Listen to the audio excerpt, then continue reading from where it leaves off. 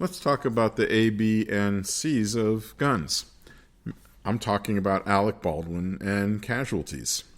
This is Alan with Quarter Horse Arms, and in this podcast, I kind of want to explore some issues related to the death and injury of people on the Rust movie set. And I'm going to speculate, meaning this is going to be purely Alan's opinion about what I think happened and why it happened. So let's kick off with Alec Baldwin is a vehemently anti-gun actor. On the other hand, and this is just paraphrasing my wife at this point, is if he's that vehemently opposed to guns, why is he making movies using gun violence as a way of making money? And the simple answer is hypocrisy. If you're that opposed to people's Second Amendment rights, and you've come out publicly and said guns are bad, bad, bad, bad, bad, why would you do something completely opposed to your moral and ethical standards by creating a movie that involves gun violence? So I guess the lesson to be learned is it's okay to have moral and ethical standards, but not if you need money. And I guess that was the case. Now, here's my first opinion, which is they had absolutely no business having live firearms on the movie set. The props look incredibly real. In fact, the guns that they were using were just probably replicas. They can simulate the firing, the flash, the bang, and all that using computers. And they can do it after the fact. And if they really needed the noises and stuff, they could have used a range and done recordings of stuff like that. Instead, this occurred at on a movie set. So let's assume, for example, that you had an armorer who wasn't too bright or easily manipulated. So opinion 2 is somebody convinced her to use real firearms because they look realistic. And maybe she went along with it, but it was ultimately her decision. So now you have the armorer using real weapons. So why was live ammunition there? I mean, one way to eliminate your acting competition is to shoot the opponent. And in this case, in a Westernish movie, people get upset when you shoot them. So presumably you would use blanks, and if not blanks, just dummy rounds. So if it was a revolver and you saw the exposed chamber, you'd see that there was something in there. Now, my second opinion is I think they were plinking away during breaks or lunches. The live ammunition was there because they were just goofing around with the gun, maybe shooting cans or whatever happened to be around. Can I substantiate this? No, this is just my opinion. So now you had a reason for live ammunition and a fully operational firearm to be on the movie set.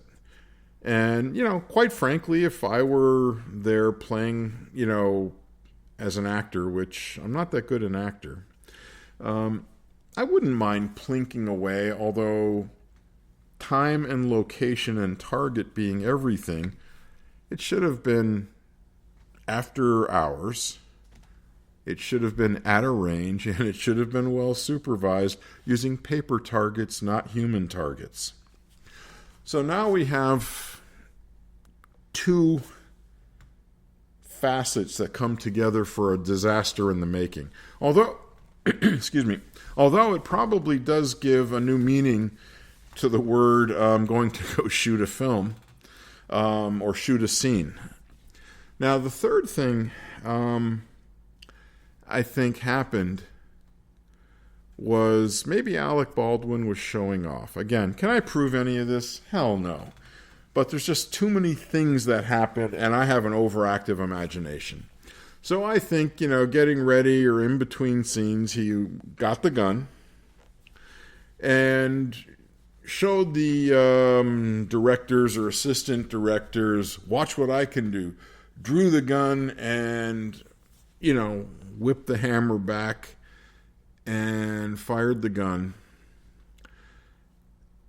and killed somebody and wounded somebody. So now you have a full-blown disaster. You had a killing with a loaded gun that should not have been there, with live ammunition that should not have been there. And everybody involved is going, it's not my fault. If you ask any reasonable gun owner, gun dealer, firearms instructor, police officer, anyone involved that handles firearms as a routine, I don't even necessarily mean a daily thing. Number one, somebody gives you a gun. You make sure it's unloaded. It's your responsibility. I don't even trust my best friends touching a gun. If I'm taking a gun out of the safe, first off, I don't even, if it's an automatic or semi-automatic, I don't even have a magazine in it, and I still pull the slide back to verify it. And if it's a revolver, I pop open the cylinder. And if it's a Colt, Army, I rotate the cylinders to make sure that there's no live rounds in the gun. So when was it the armorer's responsibility to make sure that he was given a gun with no live ammunition? The answer is absolutely. So she has some culpability there and some stupidity. And partly because not just the fact that Alec Baldwin shot 2 people and killed 1, the other thing is, if they were going to shoot a gun scene, what about the other actors on the set that could have been killed or injured because that gun had live rounds in it? So that's the armorer. Alec Baldwin, handling the gun, should have verified that the gun was loaded or not loaded with live or dummy rounds. And the other huge tenets, and everyone's going to go, oh, the NRA is evil and bad. Go look at what the NRA says about safe gun handling. Starting with, don't point it at somebody. Don't put your finger on the trigger until you're ready to shoot. But I guess he knows better than all of us that safely own guns. So keeping all of that in mind, do I think it was a deliberate shooting? No. Do I think it was a stupid shooting? Yes, it never should have happened. There should have been firearm safety on that range, or on the set rather, although it probably at this point could be considered a range. And he should have been instructed, along with all of the other actors on the set, should have been instructed in safe handling of weapons. So, do I think involuntary manslaughter is an appropriate charge? I would look at it this way. I would go with involuntary manslaughter and negligence on the part of the armorer. I don't know if you can charge somebody for stupidity. And do I think Alec Baldwin for negligence or gross misconduct and negligent or involuntary manslaughter? It probably should be a more serious charge. I'm willing to bet that all of you perfectly sane, reasonable, and safe gun owners, I'm willing to bet that even if you pick up a toy gun I will not see your finger on the trigger until you're ready to fire it. So before your Nerf gun gets fired off, your finger is off the trigger until you're ready to shoot. Most gun owners will tell you that a gun is not a toy. And you don't see legal, reasonable gun owners running down the street waving guns.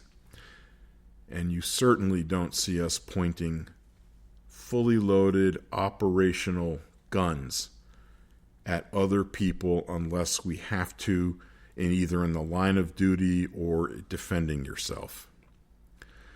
So, was it tragic that somebody was killed and somebody was severely wounded? Yes, it was. Was it avoidable? Yes, it was. Should they be held accountable for their actions? Yes, they should. And I'll refer back to something that I remembered earlier this week in a conversation with one of my students, which was, on his desk, Harry Truman had a sign or a placard on his desk that said the buck stops here. And everyone's pointing fingers. Should the director or assistant director have verified? Yeah, they should have. Should the armorer have verified? Yeah, they should have. The biggest onus of responsibility in my mind is on Alec Baldwin, since he was the final person that took possession of that gun, deliberately drew the gun, and deliberately fired the gun. Whether or not he knew there was live ammunition is irrelevant. It was his responsibility to make sure of that. So, could you think that my supposition is a load of crap? Yeah, you can. I just said this is my opinion. This is how I think the events unfolded. And I think the whole possibility of the shooting began days or even weeks before. And all that happened at that particular time was you had this confluence of irresponsibility and negligence. So, having said all that, I look forward to comments, criticism, questions. You can call or text to 919-808-6480. You can email to info@quarterhorsearms.com. You can check out our website at quarterhorsearms.com. And I'm Alan with Quarter Horse Arms in Snow Camp, North Carolina. You guys have a safe and wound-free day.